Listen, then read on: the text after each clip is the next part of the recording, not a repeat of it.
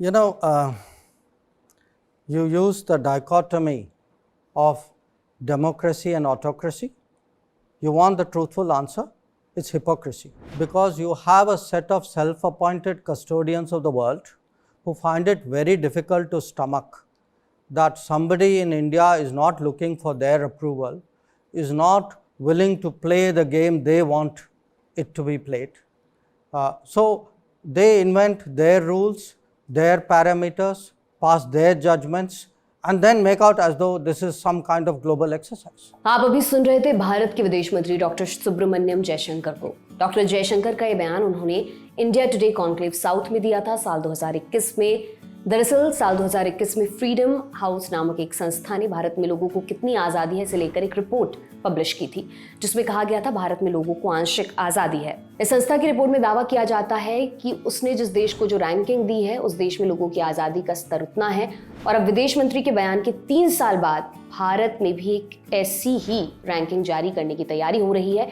माने डेटा भी मिलेगा और बिल्कुल मेक इन इंडिया वाले कलेवर में, वो आगे जानेंगे। पर उससे पहले जानते हो उस संस्था के बारे में जिसके जारी किए गए आंकड़ों पर विदेश मंत्री ने सख्त रुख दिखाया था। इस संस्था का नाम है फ्रीडम हाउस।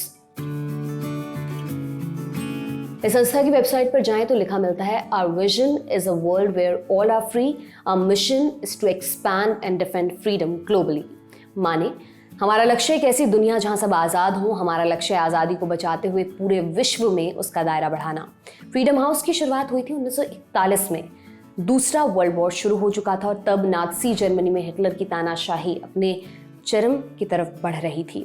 तब लोगों को नाज़ियों के खिलाफ एक साथ लाने और फांसीवाद के खतरे के बारे में जागरूकता बढ़ाने के लिए फ्रीडम हाउस का गठन किया गया। अपनी स्थापना के बाद से दशकों तक फ्रीडम हाउस लोकतंत्र के समर्थन में आवाज उठाता रहता है। फ्रीडम हाउस 5 दशकों से लोकतंत्र, इंटरनेट की स्वतंत्रता पर एक इंडेक्स प्रकाशित करता है। इसमें 200 से ज्यादा देशों की एक लिस्ट होती है। ये इंडेक्स 3 तरह से पब्लिश किए जाते हैं। ग्लोबल फ्रीडम स्कोर 210 देशों में, इंटरनेट फ्रीडम स्कोर 70 देशों में, डेमोक्रेसी स्कोर 29 देशों में। इन 3 स्कोर्स को निकालने के लिए कई तरह के मेथड्स का इस्तेमाल किया जाता है। फ्रीडम हाउस की वेबसाइट कहती है कि रैंकिंग जारी करने के लिए कुछ फैक्टर्स और टूल्स का इस्तेमाल करती है, जैसे इन हाउस एक्सपर्ट्स, बाहरी एक्सपर्ट्स, अकादमिक जगत के लोग, थिंक टैंकों की रिपोर्ट्स और मानवाधिकार संस्थानों का डेटा और फीडबैक। 2024 की रैंकिंग जारी करने के लिए फ्रीडम हाउस ने 132 विश्लेषकों और 40 सलाहकारों को शामिल किया। ये सभी लोग अलग अलग देशों से मिली न्यूज़ आर्टिकल्स, अलग अलग देशों में जो NGOs काम कर रहे हैं उनकी रिपोर्ट्स, ऑन ग्राउंड रिसर्च और अकादमिक जगत के लोगों के एनालिसिस देखकर रैंकिंग देते हैं। इसके बाद ये भी समझ लेते हैं कैसे होती है ये स्कोरिंग।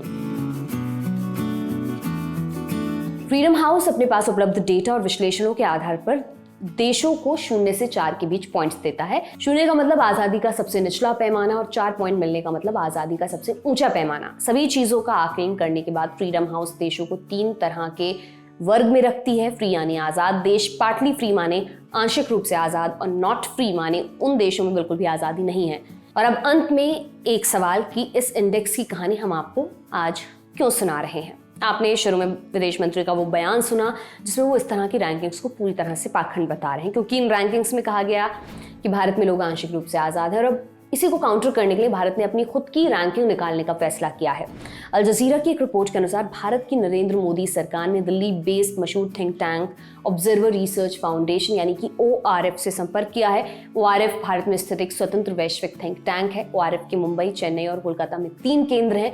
पहले भी ORF भारत सरकार को उनकी नीतियों और फैसलों में अपने इनपुट्स के जरिए सहयोग करता रहा है। नाम न बताने की शर्त पर भारत सरकार के एक शीर्ष अधिकारी ने अल जजीरा को बताया, जनवरी में नीति आयोग द्वारा एक समीक्षा बैठक आयोजित की गई थी और यह निर्णय लिया गया था कि ORF कुछ हफ्तों में डेमोक्रेसी रैंकिंग जारी करेगा। ORF रैंकिंग्स को कब जारी करेगा इस बारे में अभी तक कोई ऑफिशियल सूचना न सरकार की तरफ से आई है, न ORF की तरफ से। आप इस मुद्दे पर क्या सोचते हैं कमेंट बॉक्स में बताइए। बाकी आगे इस मामले पर जो भी अपडेट आएंगी हम आप तक पहुंचाते रहेंगे।